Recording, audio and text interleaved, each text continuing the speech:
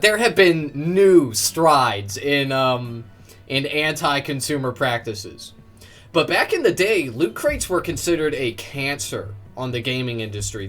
People hated loot crates, but they never blamed Valve for it, right? They never did. They blamed Blizzard. Okay, I saw when they did the loot crates in the Overwatch, a lot of people hated that shit, and you didn't even have to buy keys to open them bitches. But like people give Steam a pass. People give Valve a pass because of Steam. Because it was the first of its kind, it was convenient. The sales, oh my god, the sales, people never shut up about them. People give Steam a pass. Or people give Valve a pass, okay? That's it. That's it. But they've done fucked up shit, okay? The loot crates sucked. The gambling sucked. It still sucks. And it still targets children. That's what this should be about. Right? If Valve was gonna get their wrist slapped for anything, that's what it should be. This is just fucking idiotic. It's crazy. Anyway, on to Mentis. Hey, internets. So recently Valve, aka Steam, has come under attack again, as many people along with state legislators call it a... Okay, so this video is by Mentis Wave. It's called Why Steam Isn't a Real Monopoly. And you see, I'm wondering who this is a classic Mentis Wave move, right? And really, it's a classic right-wing move in general. Okay, take something that nobody is saying, that sounds vaguely leftist at least, or if not overtly woke, right? And it's a straw man, right? Present it, destroy it, bada bing, bada boom. Like, nobody is seriously claiming that Steam is a monopoly. That is, anybody that says that is insane. Okay? And like, the thing is, before woketards yell at me, right, before the straw men, the actual straw men, like, flood my comments, like, Steam isn't perfect. Steam engages in predatory practices. I'm aware of this. Valve does this, okay? They are not... there is no benevolent billionaire. Okay? There's no such thing. It's a myth. I am aware. But Steam, like, there's still levels to this shit, right? And Steam is not a monopoly because it has competition. Okay? The competition just sucks so bad that Steam cleans house. Alright? And it's actually a good example of why when you're in a neoliberal system, right, sometimes being the most predatory company, you're actually shooting yourself in the foot, right? Or like, more like in the head. More like you're blasting yourself in the head with a shotgun. A monopoly, and are calling for the government to step in via antitrust lawsuits like and that things. one meme. In other words, oh noes, Lord Gay Ben is getting sued. And so in this quick rant video, I'm just going to explain why this is wrong. Why the reasoning these lawyers, companies, and government officials and their claims against Steam, they don't really make much sense. With the TLDR of those claims being that Valve has a very high market share. Apparently Steam accounts for around 70 to 80% or so of PC game sales, with many game studios, of course. Okay, if this is... So, actually, I wasn't really expecting him to take this route.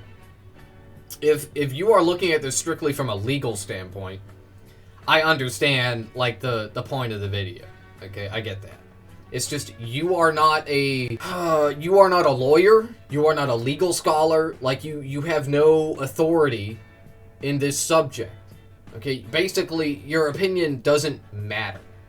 Okay, it only matters to your audience.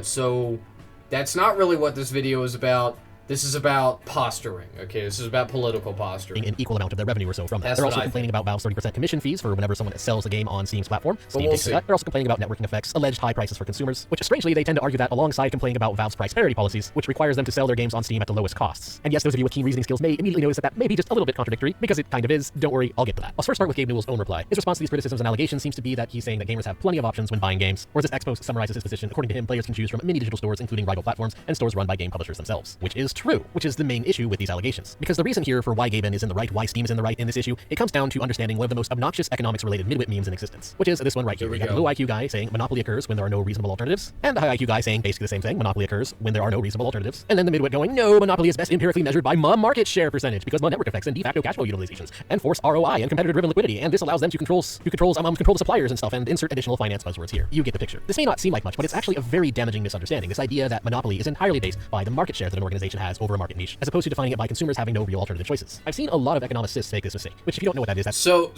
dude, Mentiswave, you're a libertarian, okay, and you're an extreme libertarian at that. So you should be all about monopolies. Like, you shouldn't be saying this. You should be saying, Steam isn't a monopoly, but it should be, because they would be a good monopoly. An economist with basically a neo-Marxist tumor growing on their head. Sadly, a very large cyst, and in many cases, it's probably terminal. And yes, you can buy a shirt with this meme on my website. Link in the description below. Yep, it is real. You can have it. Profits help me pay the bills, which allows me to continue making content. So there you have it. There's my shameless plug for this video. And anyways, the reason I like to call it a neo-Marxist way of looking at the economy is because it's a definition that doesn't really base itself on any real limit of supply or any real issue of scarcity. Rather, instead, by defining it as market share, it's simply defining monopoly as an inequality of outcome in the market, pointing to one guy who's doing better than all the others, and asserting that that's some kind of exploitative monopoly simply by virtue of the fact that they are earning more money. And that's completely arbitrary because it doesn't actually tell you how much they can control that market. When plenty of other alternatives in the market exist, those alternatives do not necessarily need to actually be earning that much of the market share in order to pose a threat to the big 800-pound gorilla, as they sometimes call it. Because if the market leader does do something stupid, in other words, actually does genuinely do something that is anti-consumer, unlike a monopoly as defined by lack of alternatives, when there is alternatives, consumers can just simply instantly switch. Or as I wrote about on X, if Steam did something silly like increase its average prices by 200, 300, or even just a complete ridiculous 600%, and then started pulling games from our libraries, and then tried to force gamers to buy those games again as kind of a standard policy. Or in other words, if Steam started making the same mistakes as some of their competitors have been making, then consumers would just switch to GOG, or they'd switch to Epic, maybe even the Microsoft Store or the PlayStation Network. There's tons of options. They'd switch to Epic, and find plenty of markets to buy games. Yeah, and then if Steam were to make those mistakes, then developers would quickly make the switch as well, because the consumers would quickly make the switch. Because nobody would trust Steam anymore if they did something like that, and because alternatives do exist, Steam therefore can't actually get away with that kind of behavior. Or another example I gave is with YouTube. Let's say that YouTube suddenly required you to pay $50 a month to watch YouTube videos. Well, that would be ridiculous, because Rumble and Odyssey still exist. In fact, Rumble's been doing relatively well. There's plenty of alternatives for streaming. Yeah, I mean, let's be so for real here, okay? What I said earlier is true about Steam. Steam has engaged in predatory consumer practices, okay? And I'll stand on that. But, compared to Microsoft, right? Compared to Nazi Hitler, Mecha Hitler Microsoft, compared to the Epic Store, Steam is like the archangel. Okay, and that's why people love Steam, okay? People will ride or die for Steam. So, what that means is, Steam they obviously aren't being punished for predatory market manipulation, like, monopolizing. They're not really being punished for that. That's obvious to everyone. So what are they being punished for? Well, dear viewer, the answer is Valve is being punished for not being predatory enough. That's what they're being punished for. Obviously. Fucking obviously, that's what they're being punished for. And that's what happens when you live in this system, when you are in the capitalist system, and you are a capitalist, and you own the company, and you don't fuck over enough people, and you don't exploit enough people, this is what happens to you. It's a message.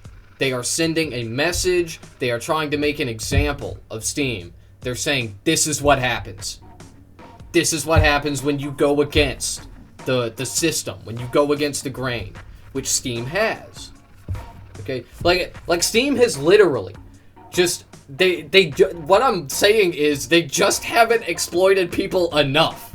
And that is enough for the state and for the arm of the rich people, of the Epstein class, to try to slap Valve, to say, no, how dare you?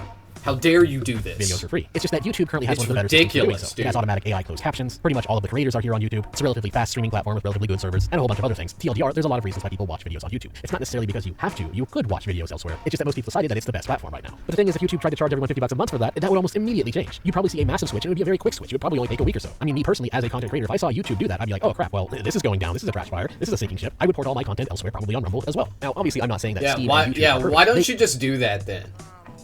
Because, look, let's be so for real, man. We all see the writing on the wall on YouTube. Like, I'm noticing it. It's been, the noticing has been going on for years now. So fucking go to Rumble. Go to Rumble then, okay, bitch? YouTube is woke now.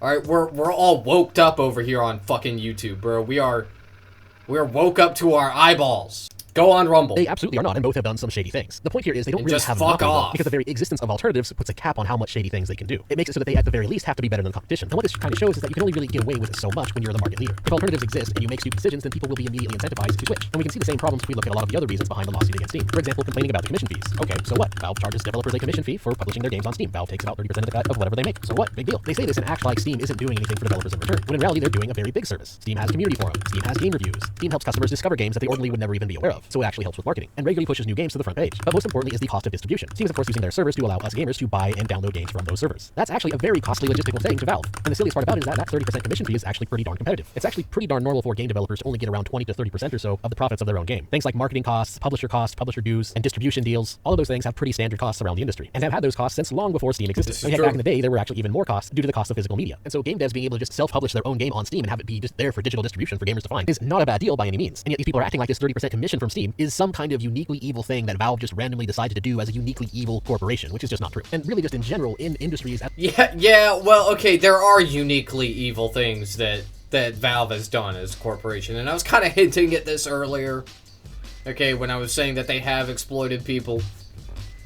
Valve has made innovations in consumer exploitation. Don't forget, Steam, Valve, they created the Loot Crate. They invented the Loot Crate. Now, these days, we look at the Loot Crate like, not really archaic, right? But there have been new strides in anti-consumer practices.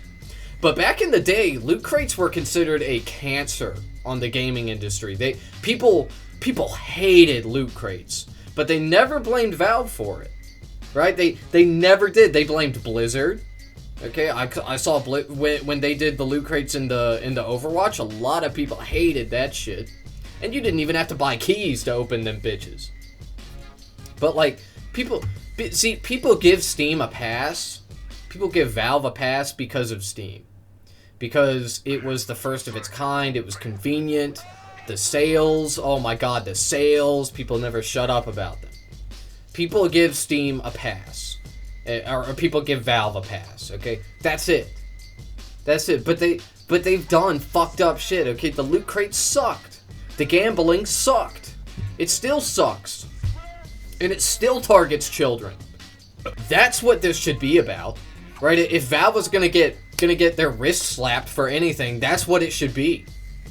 This is just fucking idiotic. It's crazy. Not just the gaming industry, this is, again, pretty standard. If you have a product and you want to sell that product on the storefront, well, shelf space and cost to move that product to that space costs money. It's not like stores have infinite space to sell infinite goods and can teleport those goods instantly. And much in the same way, even in the digital space where you can kind of instantly transmit information, there's still the cost of servers, there's still the cost of bandwidth, and there's still the cost of software development. And just as a comparison, GOG charges basically the exact same rate that Valve charges. They both charge a 30% cut, and yet they're complaining about it as some uniquely evil thing that Steam does. Which not only is that not true in the gaming industry, it is again not true in just general industry as a whole. Every single section of the economy, even just basic things like selling apples or whatever, has similar associated costs. But then of course there's the price parity argument, which is probably their strongest argument against Valve, and yet it still doesn't really hold up when you analyze it a bit. The basic gist of how Steam's price parity policy works is that they just don't want people selling games for cheaper elsewhere than Steam. And so the allegations are that their policy is that they'll pull games from Steam if they try to sell the game for less elsewhere. And the issue with that is it's not actually as bad as it sounds, because all they're really doing is effectively the exact same policy as price matching. They're just putting the responsibility of that on the publisher or the developer of the game itself. For example, one of my local Best Buys has a policy where they'll price match with Amazon. If they have a product that they are selling, you go to them in the store and you show how the same product is being sold on Amazon for cheaper, then they'll match Amazon's price. And the thing is, the point of that is entirely just to be pro-consumer. It's so that they're offering prices that the customers want at the lowest possible price. It's just a way for them to be competitive. Now Steam, on the other hand, they as a storefront want developers and publishers to set the prices themselves, rather than it being done by store employees. So this whole price parity thing is kind of the same thing. They're just shifting it to them instead. It's just another way of ensuring that Steam always has the lowest price. Because the way they're wording it makes it almost sound as if Steam is not allowing them to have sales elsewhere, which is ridiculous. That is completely false. No, developers absolutely can have sales elsewhere so long as they also have the sale on Steam. So it's not actually that big of an ask. This doesn't encourage higher costs. In fact, if anything, it just encourages lower costs. There's an argument that people could sell it for less outside of Steam if they didn't have Steam's price parity policies. But if they really want to sell their game for less, again, there's no real issue with also having it on Steam, even when you consider the commission rate, because they're showing their product to more customers and thus breaking even at the very least. And if you look at the price of games over time, the evidence is actually that video games have fallen in price. I remember in the 90s, games used to be $49.99, $59.99. It used to be a very standard thing, which, you know, it's pretty much the same cost as a AAA title today. But you also gotta consider inflation. That $50 AAA game from the mid-90s today would be $110. And since Steam is often accredited to saving the PC gaming market, the increase in game developer competition very likely contributed to this fact. And so if anything, Steam has actually reduced prices for consumers. So then, what's the fuss all about? Why are they slapping Steam with such a ridiculous lawsuit that appears to be based on such ridiculous reasoning? Honestly, I don't know, but I do have my suspicions. The first of these is that Valve is entirely privately held. It is not a publicly traded company, and well, the powers that be, they don't really like that because that means they can't directly control it. It's a lot harder for the state to control a company like that. Another reason, which is a bit more of a just completely unproven conspiracy theory admittedly, is that Gabe Newell and Steam have been pretty heavily pushing Linux as a viable desktop alternative. In fact, I've been using Pop! OS 24 lately, and Proton plays about 95% of my library without any kind of problems. And that's just another thing that the powers that be do not like. It's a lot harder for them to control Linux users. Sure, it's still a small percentage, so again, this could just be a... Personally, I recommend Xubuntu. That's my favorite, or Ubuntu. I actually don't know how to pronounce it. I also, actually, I say that, you know, last time I was setting up a home lab, I went with Lubuntu, and I ran it headless. I like it a lot better. Okay, no GUI, no graphics. It's extremely lightweight. I highly recommend it. Okay, me personally. Conspiracy theory, but it is at least noteworthy enough to draw suspicion. Or in other words, there is a moderate chance that this is all just... I've never fucking heard of Pop! OS. What the fuck is Pop! OS? Hold on. Because fucking Mentis Wave is a dumbass, right? So I want to see...